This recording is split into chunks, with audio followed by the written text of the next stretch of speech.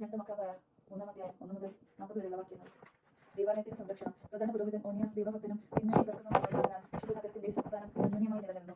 നിയമങ്ങൾ നന്നായി പാലിക്കപ്പെട്ടു. അന്ന് രാജാക്കന്മാർ വിശുദ്ധ സ്ഥലത്തെ ആദരിക്കുകയും വിശിഷ്ടമായ സമ്മാനങ്ങൾ നൽകി ദേവാലയത്തെ മഹത്വപ്പെടുത്തുകയും ചെയ്തു. ഏഷ്യയിലെ രാജാവായ സെല്യൂക്കിക്ക് പോലും ബലിയർപ്പണത്തിന് ആവശ്യമായ തുക സ്വന്തം ഭണ്ഡാരത്തിൽ നിന്ന് നൽകിപ്പോന്നു. എന്നാൽ ബെഞ്ചമിൻ ഗോത്രജനായ ഷിമയോൻ ദേവാലയ വിചാരിപ്പുകാരനായി നിയമിക്കപ്പെട്ടപ്പോൾ നഗരത്തിലെ ചന്തയുടെ നടത്തിപ്പ് സംബന്ധിച്ച് പ്രധാന പുരോഹിതൻ ഓനിയാസുമായി ഇടഞ്ഞു.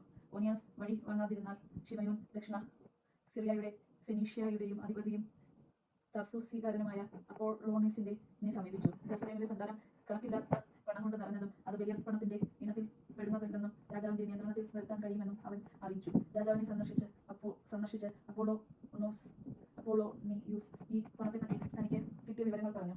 പണമെടുത്ത് മാറ്റുന്നതിന് തന്റെ കാര്യസ്ഥനായ ഹെലിയോദോസറിനെ രാജാവ് നിയോഗിച്ചു. ഹെലിയോദോസർ ഉടൻ തന്നെ ദക്ഷിണ സിറിയയിലും ഫെനീഷ്യയിലും നഗരങ്ങൾ പരിശോധിക്കാനെന്ന ഭാവേന പുറപ്പെട്ടു. രാജകൽപ്പന നടപ്പിലാക്കുകയായിരുന്നു അവന്റെ യഥാർത്ഥോദ്ദേശം. ജെറുസലേമിലെത്തിയപ്പോൾ പ്രധാന പുരോഹിതൻ അവനെ സൗഹാർദ്ദപൂർവ്വം സ്വീകരിച്ചു.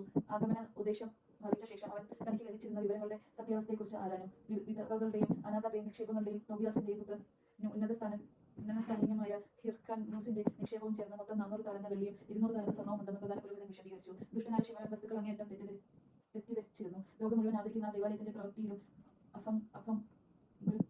യിലും ആ സ്ഥാനത്തിന്റെ പരിശുദ്ധിയിലും വിശ്വാസം അർപ്പിച്ചിരിക്കുന്ന ജനത്തോട് തെറ്റു ചെയ്യുക അസാധ്യമാണെന്നും അവൻ പറഞ്ഞു. എന്നാൽ രാജകൽപ്പന ഉള്ളതിനാൽ പണമെല്ലാം രാജഭണ്ഡാരത്തിലേക്ക് കെട്ടേണ്ടതാണെന്ന് ഹെലിയോദോസർ പറഞ്ഞു. അനന്തരം അവൻ ഒരു ദിവസം നിശ്ചയിച്ച നിക്ഷേപ പരിശോധനയുടെ മേൽനോട്ടം വഹിക്കാൻ അകത്ത് പ്രവേശിച്ചു. നഗരം ദുഃഖത്തിലാണ്. പുരോഹിതന്മാർ ഔദ്യോഗിക വസ്തുക്കൾ അണിഞ്ഞ് ബലിപീഠത്തിന് മുൻപിൽ സാഷ്ടാംഗം വീണു. നിക്ഷേപത്തെക്കുറിച്ച് നിയമം നൽകിയ ദൈവത്തോട് അവ നിക്ഷേപകർക്കായി കാത്തു സൂക്ഷിക്കണമെന്ന് പ്രാർത്ഥിച്ചു. പ്രധാന പുരോഹിതന്റെ അപ്പോഴത്തെ നില ഹൃദയഭേദകമായിരുന്നു. അവൻ മുഖഭാവവും വൈവർണ്യവും ഹൃദയെ വ്യക്തമാക്കി. അവന്റെ ഹൃദയവേദന കാണുന്നവർക്ക് വ്യക്തമാകാത്ത വിധം അവനെ ഭയവും വിറയലും ബാധിച്ചു. വിശുദ്ധ മന്ദിരം അവർ മോളിക്കപ്പെടാൻ പോകുന്നു എന്നറിഞ്ഞ് ജനം തങ്ങളുടെ വീട് വിട്ടിറങ്ങി കൂട്ടമായി പ്രാർത്ഥനയ്ക്ക് വന്നു. സ്ത്രീകൾ ചാക്കെടുത്ത് തെരുവീതികളിൽ അടിച്ചുകൂട്ടി.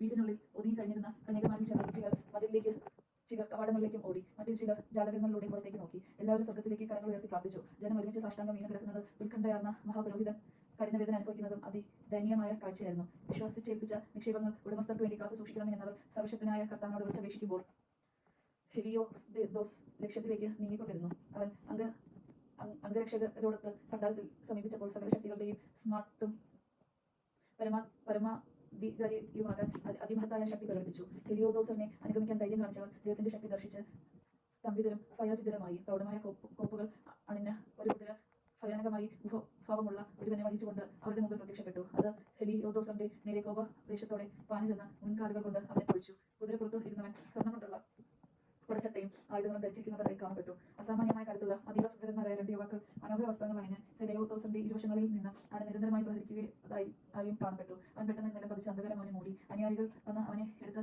മഞ്ചത്തിൽ കിടത്തി. അവർ അവനെ പുറത്തേക്ക് കൊണ്ടുപോയി. വലിയ അകമ്പടിയോടും അംഗരക്ഷകരോടും കൂടി മേൽപ്പറഞ്ഞ ഭണ്ഡാരത്തിൽ പ്രവേശിച്ച ഇവൻ അപ്പോൾ തന്നെ തികച്ചും നിസ്സഹായനായി തീർന്നു. അവൻ ദൈവത്തിന്റെ പരമമായ ശക്തി ദർശിച്ചു. ദൈവത്തിന്റെ കരം ഏറ്റ് സംസാരശക്തി നഷ്ടപ്പെട്ട് അത് വീണ്ടും കിട്ടുമെന്ന പ്രതീക്ഷയിട്ട് ഹെലിയോദോസർ നിലത്ത് വീണ് കിടക്കുമ്പോൾ സ്വന്തം ആലയം രക്ഷിക്കാൻ അത്ഭുതകരമായി പ്രവർത്തിച്ച കർത്താവിനെ യഹൂദജനം വാഴ്ത്തി.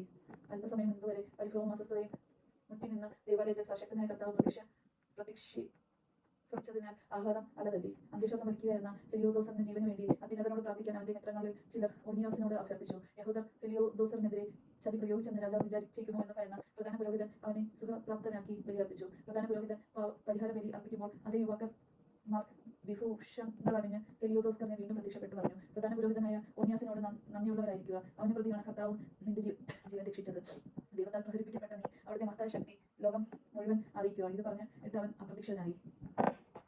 ഹെലിയോദോസർ തന്റെ ജീവൻ രക്ഷിച്ച കർത്താവിന് ബലിയർപ്പിക്കുകയും വലിയ നേർച്ചകൾ നേരുകയും ചെയ്തു. അവൻ ഓനിയാസിനോട് വിടവാങ്ങി രാജസന്നിധിയിലേക്ക് സൈന്യസമേതം യാത്രയായി. പരമോന്നതനായ ദൈവം പ്രവർത്തിച്ചത് സ്വനേത്രങ്ങൾ കണ്ടതുമായ കാര്യങ്ങൾ അവൻ സകല മനുഷ്യരുടെ മുൻപാകെ സാക്ഷ്യം നൽകി. മറ്റൊരു സന്ദേശവുമായി ജെറുസലേമിലേക്ക് അയക്കപ്പെടാൻ ആരാണ് യോഗ്യനെന്ന് രാജാവ് ചോദിച്ചപ്പോൾ അവൻ പറഞ്ഞു: അങ്ങേക്ക് ശത്രുവോ അങ്ങയുടെ ഭരണത്തിനെതിരെ ഗൂഢാലോചന